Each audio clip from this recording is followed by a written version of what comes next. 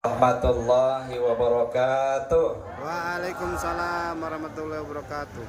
Bismillahirrahmanirrahim. Alhamdulillahirabbil alamin. Wassalatu wassalamu ala asyrafil anbiya'i wal mursalin sayyidina wa maulana Muhammad wa ala alihi wa sahbihi ajma'in, amma ba'du. Selamat malam. Salam sejahtera bagi kita semua dan salam sehat selalu. Yang sama-sama kita muliakan para tuan-tuan guru, para alim ulama, para ustadz-ustadz kita yang hadir pada malam hari ini yang tidak bisa kami sebutkan satu persatu. Juga yang saya hormati rekan-rekan dari partai politik pengusung UAS Katamso yang hadir pada kesempatan ini.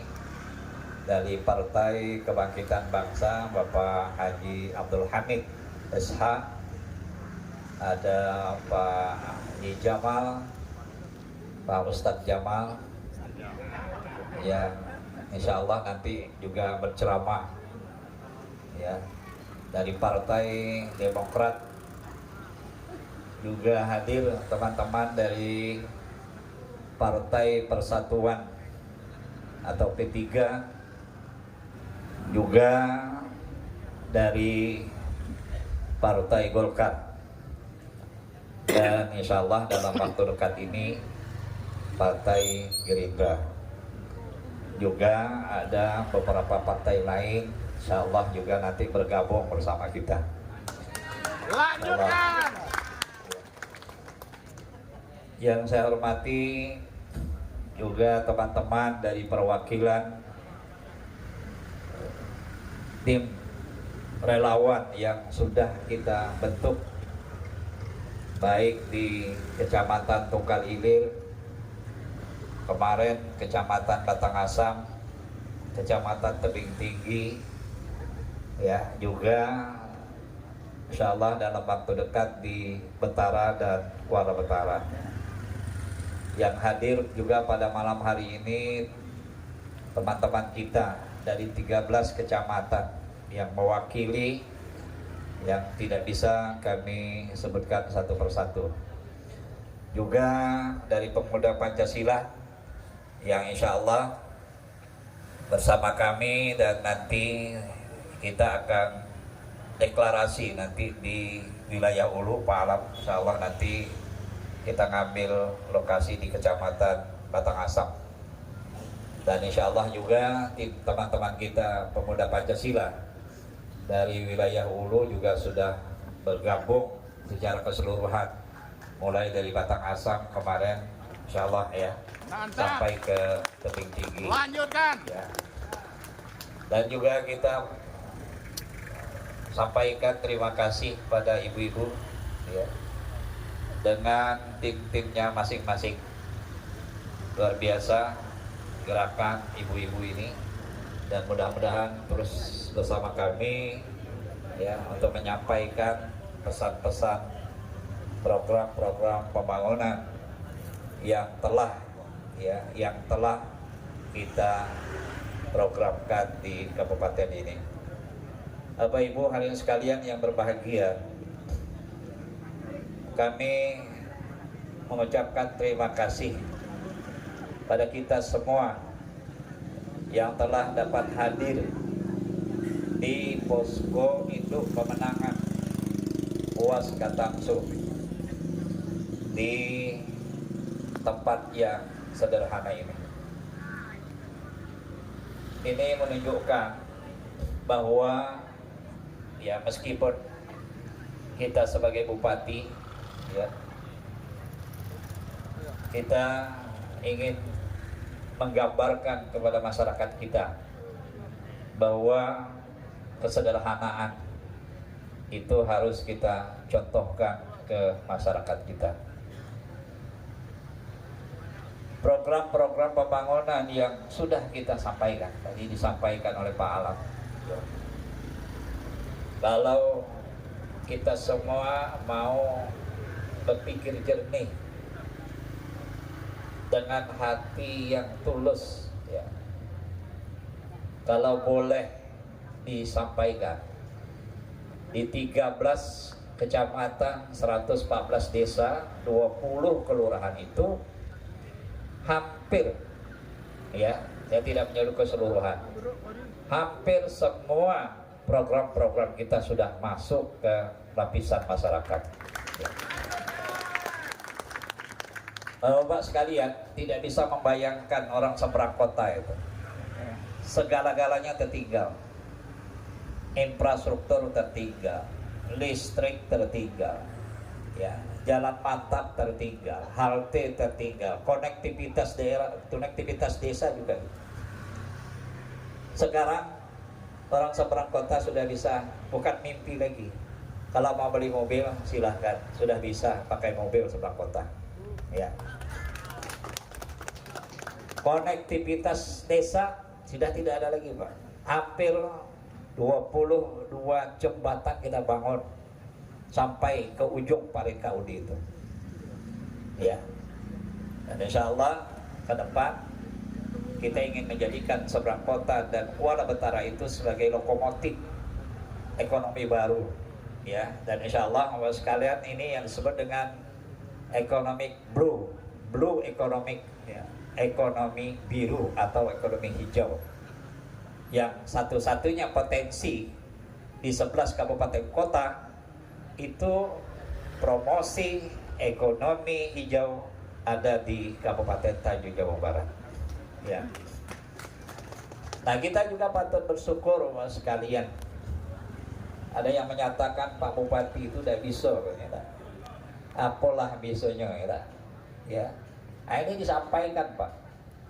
Ketika saya jadi bupati, itu APBD kita itu 1,1 triliun, Pak. 1,1, ya. Dengan masa lebih kurang 3 tahun, potong 1 tahun COVID, di 2024 ini sudah berapa bojok? Sekarang Pak Jamal, ya, hampir sudah 2 triliun. Lanjutkan. Ya. Nah, kalau bupatinya tidak bisa begawi, mana dapat duit tuh? Iyalah. Iyalah. Itu pemecah rekor. Selama bupati Kabupaten Tanjung Jabung Barat, kita belum pernah mencapai APBD kita 2 triliun. Nah, belum lagi Mas sekalian, BPS, ya, penilaian yang dilakukan oleh statistik perekonomian. Perekonomian kita sudah tumbuh di atas 3,5%, Pak, ekonomi kita. Jadi kalau ekonomi kita tumbuh 3,5, coba Bapak-bapak lihat hotel-hotel di Tungkal hari ini. Sudah penuh, Pak. Banyak sudah bangun hotel, bangun rumah-rumah sewa, ya. Ini setiap hari saya pantau. Itu menunjukkan apa? Orang berbondong-bondong mau berinvestasi di Kabupaten Tanjung Jabung Barat. Kenapa? Karena potensi kita yang sangat strategis bagi investasi yang bisa masuk ke Kabupaten Tanjung Jabung Barat. Nah, belum lagi kekayaan-kekayaan alam yang kita miliki. Ya, ini ada pula nyebut Pak Bupati katanya sumur gas dibagi. Nah, kalau sumur gas dibagi, DBH kita, Pak, itu per tahun itu kita dapat 300 miliar. Tanjung Jabung Timur itu hanya 40. Ya. Kita besar. Itu menunjukkan bahwa reservoir itu, ya, lubang-lubang sumur gas kita itu semuanya berada di wilayah Kabupaten Tanjung Jabung Barat, ya. Nah, dan kita juga patut bersyukur oleh sekalian. Ini ada anggota dewan, ya. Ini bukan akan juga, ini sudah, ya. Tahun 2024 tata ruang kita sudah masuk dalam perda, ya. tahu kalau tata ruang kita belum diperdakan, belum di SK-kan, maka orang tidak bisa investasi di Tanjung Jabung Barat. Ya, salah satu prasyarat untuk masuk investasi pengembangan Kabupaten Tanjung Jabung Barat ke depan itu mesti diselesaikan tata ruangnya. Dan ini sudah selesai, Pak. Ya, sudah selesai dan sudah diperdakan, sudah diketok palu di DPR, dan itu memudahkan investasi. Silahkan masuk. Kalau dulu kan tidak bisa, Pak, mau masuk ke Ilir tidak bisa karena tata ruangnya belum siap. Nak masuk ke Kuala Betara tidak bisa, masuk seberang kota tidak bisa. Hari ini semua investasi bisa masuk di seluruh kecamatan kita, ya. Nah, ini membuka, ini yang dimaksud dengan membentang karpet merah. Jadi slogan membentang karpet merah, ya. Artinya bukan sekedar membentang, kita sudah membuat infrastrukturnya, tata ruangnya.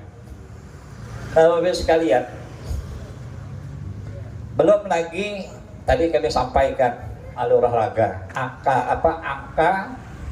angka kesehatan Kabupaten Tanjung Jabung Barat. Dan insya Allah Bapak sekalian,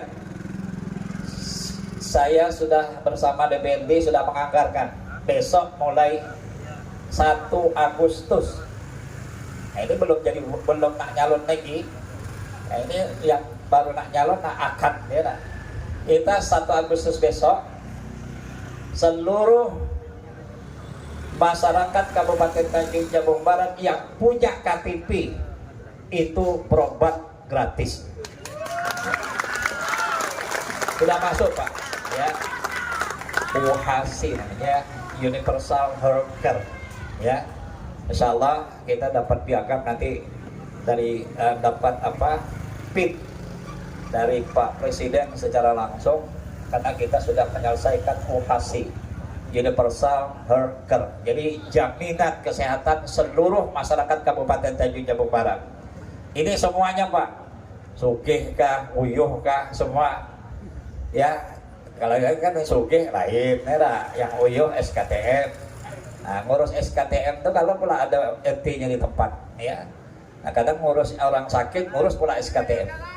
Ya, nah besok tanggal 1 Agustus kita sudah lunasi, Pak, hampir 9,9 miliar, ya, kita bayarkan untuk jaminan kesehatan masyarakat Kabupaten Tanjung Jabung Barat, cukup asih KTP, ya, tidak dibayar, Pak, sudah kami bayarkan kesehatan kita, ya. Nah, ini termasuk PAUD, ya, PAUD, Pak, ini ada calon. Nanti kita naikkan. Kami bukan nanti, kita sudah menganggarkan lebih kurang 5 miliar. Ya. Sudah dianggarkan, sudah ketok palu. Ya. PAUD, guru-guru PAUD naik gajinya dan duitnya sudah kita setorkan. Tinggal nanti launchingnya saja lagi. Ya. Nah, belum lagi Pak IT ini. Ya. Nah, insya Allah, ya, sudah semua, Pak, sudah kita masukkan semua, ya. Jadi kalau kita boleh mengatakan mulai dari hulunya sampai ke hilir, semua saya perhatikan. Nah, Bapak-Ibu sekalian yang saya hormati, ya, angka kesehatan kita naik, Pak. Waktu saya jadi bupati, itu rata-rata lama hidup orang Kabupaten Tanjung Jabung Barat itu 63 tahun. Ya, lama-lama rata kita hidup tuh. Hari ini 2024, lama-lama rata masyarakat Tanjung Jabung Barat hidup itu sudah naik sekarang 70 tahun. Ya, angka kematian turun. Kenapa? Karena pelayanan kesehatan. Karena asupan gizi, bansos, dinas sosial yang selalu kami kasihkan bagi ketahanan pangan, ya, belum lagi penyuluh-penyuluh kesehatan. Nah, itu alhamdulillah Bapak sekalian, di 2024 angka lama hidup masyarakat Tanjung Jabung Barat ini sudah rata-rata 70 tahun. Ini banyak yang tua nih, nah, ya. Kalau di negara barat, kalau sudah di atas 70 itu dianggap expired, ya. Maka di barat sekarang ada kekhawatiran orang-orang yang expired, yang tidak berguna itu mau didaur ulang, ya. Nah, kalau kita negara timur tidak kan, semakin banyak orang tua, semakin banyak rahmat Allah turun ke tempat kita, ya. Artinya orang tua itu jangan kita pandang sesuatu yang tidak produktif, tapi juga dalam kajian keagamaan salah satu menarik rahmat Allah untuk turun ke tempat kita. Kenapa? Karena kita menyayangi orang-orang tua kita. Lewat mana? Lewat kita selalu menggunakan dana bantuan sosial, termasuk keluarga mendapatkan manfaat yang kita berikan pada mereka. Bapak sekalian yang saya hormati, bagi masyarakat kita yang di wilayah hilir, ya, itu kan rata-rata nelayan, ya, nelayan ini Pak, hampir di 2 APBD murni, APBD perubahan itu selalu mendapatkan porsi anggaran yang besar, dibantu popok, dibantu jaring, dibantu mesin, ya, itu terus, ya. Itu menunjukkan bahwa kita memiliki sense of crisis, ya, masyarakat kita yang menjadi nelayan, yang menyumbang peredaran uang di Kabupaten Tanjung Jabung Barat. Tadi saya sampaikan Pak di Mekar Tanjung, ya, kenapa kita tidak mau bikin jembatan, kenapa kita tidak mau bikin jalan langsung ke akses ke Jambi dan sebagainya. Ini hati-hati Pak, ya, hati-hati. Kearifan lokal kita dari kabupaten-kabupaten tetangga pakai speedboat, pakai pancung, dia belanja di tukang, dia bawa duit ke tukang, belanja di tukang, duit beredar di tukang, ya. Maka ekonomi kita tumbuh 3,5%. Tapi kalau jalannya bagus, orang-orang Tembilahan, dia Kualeno, Bendahara, dia lewat Tungkal, bablas lewat Tungkal, duitnya tidak ada lagi singgah di Tungkal ini, maka mati kita, ya. Ini hati-hati. Jadi ini katanya Pak Bupati tidak visioner, ya, ini ya. Jadi kalau bikin jembatan itu visioner, tapi dia lupa, ya, kekuatan fundamental ekonomi kita itu ialah perdagangan antar daerah, ya. Orang Tembilahan belanja ke Tungkal, duit beredar di Tungkal. Tapi kalau jalannya nanti dia dari Tembilahan kita buat di desa Landa, Sungai Landa dengan padat 10 Pasar Senen, lalu ada jembatan di situ, orang dari situ naik mobil ke Simpang Teluk itu langsung di Jambi. Maka kalau ada calon yang berpikir sedemikian rupa, 5 tahun, 10 tahun Tungkal ini jadi kota mati, tidak ada lagi orang mau belanja gitu, ya. Nah ini hati-hati, ya. Jadi kita mesti berpikir komprehensif, kita lihat, ya, ke depan. Nah lalu ada yang bilang pengangguran tinggi. Teman sekalian, saya sudah diskusi dengan pakar ekonomi Unja, ya. Dia katakan begini Pak, kalau ekonominya baik, tumbuh di Kabupaten Tanjung Jabung Barat 3,5%, itu terbaik dari 11 kabupaten kota yang ada di Provinsi Jambi, ya, terbaik kita Pak. APBD kita sehat, kita tidak ada utang duit, ya, kita tidak dipisit. Provinsi Jambi itu dipisit Pak, sehingga sulit untuk memberikan anggaran-anggaran kegiatan-kegiatan program-program, ya. Nah coba bayangkan kalau kita tumbuhnya 3,5% ekonomi Kabupaten Tanjung Jabung Barat, ya, yang kita sampaikan tadi, lalu orang nanti berbondong-bondong ke Tungkal, ke Kabupaten Tanjung Jabung Barat untuk apa? untuk cari pekerjaan. Jadi jangan dikatakan bahwa pengangguran itu negatif thinking, ya, pemikiran negatif, salah. Kenapa muncul pengangguran? Itu akibat ekonominya berkembang maju, Pak. Orang berbondong-bondong ke tukang cari pekerjaan. Coba lihat Petrochina, ada Jetstone, ada JGC. Sebentar lagi ada pabrik sawit masuk ke sini semua. Nah, orang berlomba-lomba ke tukang. Dari Batanghari, dari Muara Jambi, dari Bangkok, dari Kerinci, ya, dari Palembang, Riau, masuk ke sini, dari Jawa masuk ke sini. Kenapa? Karena ada pertumbuhan ekonomi. Nah, kalau orang masuk, otomatis terjadi lonjakan penduduk. Kalau lonjakan penduduk, lalu kemudian dihitung oleh BPS, ya, muncul angka pengangguran. Ya, jadi jangan dilihat pengangguran itu dari aspek negatif, ya. Ini mana pakar-pakar ekonomi, ya. Ada diskusi, Pak, dengan pakar-pakar ekonomi, profesor yang ada di Unja, yang menyampaikan kepada saya, Pak Bupati, Tanjung Jabung Barat itu surplus ekonomi, maka orang berbondong-bondong ke Tanjung Jabung Barat. Nah, kemarin, Pak, kita bekerja sama dengan Petro, ya, pengembangan budidaya sapi, kemudian penggemukan sapi.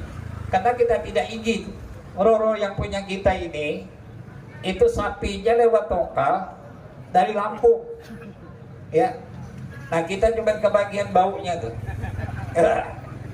bagian bau apa jika itu lewat situ, ya lah, ya. Kalau dia nginap, nah, tainya ditinggal di tongkal, ya.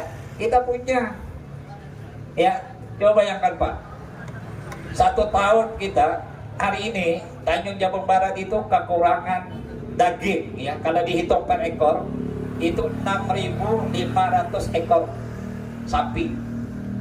Coba bayangkan, ya. Lahan kita luas, ya, lahan kita luas, pakan ternak cukup, ya. Kenapa tidak ini kita kembangkan, ya? Nah, ini, ya, ke depan yang kita bangun, kita memanfaatkan potensi laut yang kita miliki, kemudian Roro yang kita siapkan. Maka kita rigid beton, ya, Pak. Rigid beton ini maksudnya nanti semua potensi yang ada di Kabupaten Tanjung Jabung Barat nanti lewatnya situ. Mulai dari Simpang Teluk Nilau itu nanti langsung masuk ke Semam, tidak lagi lewat dalam, Pak. Ya, itu sudah jalur 2. Jadi semua nanti potensi produksi pertanian, perkebunan maupun daging dan sebagainya bisa lewat situ secara langsung. Nah, inilah posisi strategis Kabupaten Tanjung Jabung Barat sebagai lokomotif, ya, ekonomi biru atau ekonomi hijau ke depan.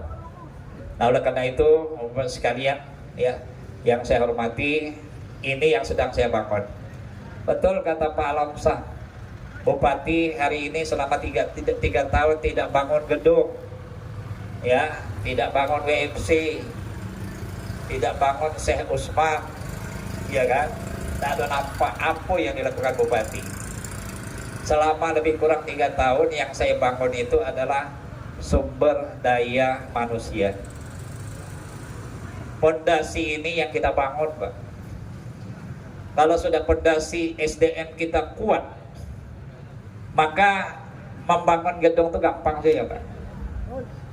Itu orang yang paket C, paket B bisa bangun tuh, ya. Tidak perlu dokter, ya. Mudah bangun tuh. Tapi membangun sumber daya manusia tidak mudah, Pak. Ya, ini MCP kita nih. Itu sebenarnya MCP ini apa, masyarakat harus paham, ya. SPI, survei, ya. Itu semua bagian dari sumber daya, Pak. Ini dibilang Pak Bupati tidak pro beasiswa mahasiswa. Coba bayangkan 2021 saya jadi bupati, itu lama sekolah. Coba lihat, Pak, sekolah dasar kita tidak layak. Ada yang bilang sama saya, Pak Bupati, Anda seorang dosen, kenapa SD yang ada di Kabupaten Tanjung Jabung Barat ini seperti kandang ayam, Pak.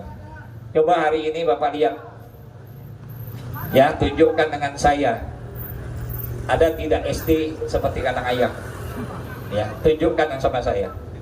Ada SMP yang kandang ayam. Nah, SD SMP itu kewenangan kabupaten. Itu yang kita bangun selama 3 tahun. Kewajiban. Ya, ini tidak dibilangnya tidak memberikan beasiswa. Coba bayangkan. Kita memenahi kewajiban kita dulu, baru yang sunat. Ya, sudah selesai SD-nya bagus, SMP-nya bagus. Coba lihat Pak, penilaian ombudsman. Rata-rata lama sekolah kita sudah naik sekarang 8 tahun 19 bulan. Jadi kelas berapa tuh? Kelas 2 atau kelas 3 ya. Nah dulu coba taman SD. Saya jadi bupati, rata-rata lama sekolah orang Tanjung Jabung Barat itu hanya taman SD loh. Sekarang sudah SMP. Itu membangun itu tidak nampak, ya, tidak kelihatan. Tapi luar biasa. Kalau sumber daya manusia kita baik, bagus, kita mudah untuk menganggarkan nanti mengikuti beasiswa. Ya, nanti jangan-jangan beasiswa yang kita berikan bukan pada anak-anak daerah kita yang punya potensi, ya, sehingga tidak menghasilkan output yang baik bagi pembangunan kita. Nah, ada lagi bilang Pak Bupati motong gaji TPP untuk zakat, ya. Ini luar biasa ini ya. Coba bayangkan Pak, TPP itu wewenang bupati. Bupati mau ngasih boleh, tidak pun tidak boleh, ya. Karena TPP itu diberikan bagi pegawai yang punya kinerja yang baik. Kalau dia tidak punya kinerja, maka TPP itu tidak bermanfaat, ya. Nah lalu kenapa TPP? Karena ada instruksi presiden. Sebenarnya yang diambil zakat itu akumulasi gaji pokok semuanya dihitung. Pak Bupati masih baik hati, hanya TPP-nya ini. Kabupaten kota seluruh Indonesia ini 514 kabupaten kota semua sudah dihitung secara akumulasi. Ya, itu instruksi presiden, ya, yang disampaikan kepada pemerintah daerah. Untuk apa? Untuk memberikan support yang tidak bisa dimasuki oleh APBD, maka dia bisa masuk lewat situ. Coba bayangkan Bapak sekalian, kita bisa tidak bantu masjid selama ini pakai dana hibah. Dana hibah itu tidak boleh berturut-turut. Kalau sekali dikasih, nanti 5 tahun lagi baru dikasih. Coba bayangkan. Ya, bukan mudah Pak. Aturan BPK itu begitu, perda kita menyebutkan begitu. Nah lalu siapa yang mau bantu masjid kalau bukan kita yang mau bantu? Coba saya tanya ya. Siapa yang mau bantu madrasah? Siapa yang mau membantu anak yatim yang tidak masuk ke yayasan yang ada dekat masjid? Siapa yang mau bantu duafa yang ada di setiap desa yang tidak masuk ke yayasan? Nah kita kan selalu di yayasan. Nah orangnya itu juga. Tapi yang di desa yang perlu juga perhatian kita termasuk asnaf 8 yang menjadi kewajiban kita, itu yang kita sentuh. Ya, berdaya guna, bermanfaat dan tepat sasaran, tidak nyalahi aturan, baik secara agama maupun secara peraturan. Ya. Nah ini yang kita lakukan. Ya. Jadi jangan salah paham, ya. Ya. Dan itu tidak nyalahi aturan, dan kita sudah koordinasi dengan BPK, BPKP, dan kita sudah kerjasama Pak untuk meningkatkan pengawasan internal pemerintah dan pengelolaan anggaran keuangan. Tidak main-main. Kita kerjasama dengan Litbang BPK Jakarta. Bahkan kita diapresiasi kabupaten yang intensif untuk meningkatkan, mengupgrade tenaga keuangan kita supaya tidak menyalahi aturan. Ya, ini yang selama ini kami lakukan tak ada nampak. Inilah yang saya sebut dengan buffer zone, sumber daya manusia yang kuat nanti ke depan bupati yang akan datang itu gampang saja lagi Pak, duit sudah banyak ya, karena sumber daya manusianya kuat, insentifnya masuk. WTP itu kita dapat WTP, satu WTP itu dapat 30 miliar duit masuk ke tempat kita. Coba ya kan ya. Kabupaten Layak Anak insya Allah tahun ini kita berusaha naik pada peringkat 3 Nindya. Itu insentif ngasih masuk lagi Pak 3 miliar. Kemarin saya dapat Bangga Kencana ya, BKKBN itu kita dapat insentif 2 miliar. Nah, yang dikerjakan saya selama ini cari duit masuk ke APBD supaya kalau duitnya banyak, nah enak Pak Jamal ngetoknya deh. Tepuk tangan. Nah, Pak Jamal senyum-senyum deh lah. Maunya Pak Alam sudah ada di sini ya Pak Alam. Nah Pak Alam jadi dewan sedih, duit kacang celana, naik ke atas nampak bawah, turun ke bawah nampak atas. Ah berkelahi pula deh. Ah duit dikit. Nah, duit dikit nak membagi 13 kecamatan, duit dikit ya. Dan kita patut bersyukur Bapak sekalian, pegawai negeri Kabupaten Tanjung Jabung Barat ini pegawai yang paling istimewa. 11 kabupaten kota itu insentif TPP yang terbesar Pak. Kepala dinas itu TPP-nya 14 juta sebulan, bayangkan. Dua. Ya. Tuh bayangkan. Begawi tak begawi. Nah sekarang udah bisa Pak. Ya. Nah kita yang uyuh ya dah. Ya, mencarikan duit dia tuh. Ya, tanya sama Udin. Petisi ini ya, LSM petisi ini yang selalu mengkritisi ya. Senang juga dengan membaca pemikiran-pemikiran Pak Udin ini ya. Sangat konstruktif. Jadi jangan dibilang Pak Bupati anti kritik. Enggak Pak, saya seorang dosen, tapi kritik yang punya referensi, yang punya pemikiran yang solutif, bukan asal ngomong. Common sense, tidak ada pondasinya, tidak ada teorinya ya. Kalau dia berbicara ekonomi, ya ambil buku-buku teori ekonomi, kritik bupati gitu. Jadi lalu berikan Pak Bupati kita buat ini, pondasinya begini, begitu ya. Nah kita bangun budaya. Nah coba Pak sekalian, saya sedang mendesain program Gen Z ini ya, yang lahir berapa? 2000 sampai 2012 ya. Nah Gen Z ini Pak, kita sedang dikritik oleh negara-negara timur ya, termasuk wilayah-wilayah kita. Dianggap bahwa Gen Z ini tidak bermoral ya, tidak ada adab, tidak ada akhlak. Nah lalu apa yang kita upayakan besok Pak dalam meneliti generasi muda yang kita yang akan datang? Apa yang dilakukan Bupati, programnya besok ya, yang harus kita siapkan mengantisipasi jangan sampai Gen Z ini dari sisi teknologi dia maju, tapi dari segi moral akhlaknya bobrok. Itu teori yang disampaikan, kritikan kepada kabupaten-kabupaten provinsi yang Gen Z-nya ada sebagian seperti itu. Nah kita upaya antisipasi ya, untuk membingkai anak-anak kita jangan sampai terjadi hal-hal yang demikian itu ya. Nah ini sekalian sebenarnya banyak yang ingin saya sampaikan.